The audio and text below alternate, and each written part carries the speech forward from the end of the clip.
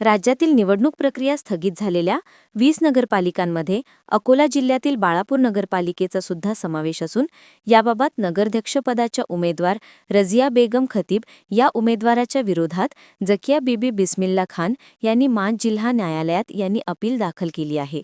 या न्यायालयीन याचिकेबाबत निर्णय होण्याचे बाकी असल्यामुळे निवडणुकीला स्थगिती मिळाली असल्याची माहिती मिळाली असून याबाबत बाळापूर नगर परिषदचे निवडणूक निर्णय अधिकारी याबाबत पत्रकार परिषद घेणार असल्याची माहिती प्राप्त झाली आहे। निवडणुकीला स्थगिती झाल्याने राजकीय पक्ष आणि कार्यकर्त्यांच्या उत्साहावर विरजण पडली आहे। Balapur NTV news Marathi.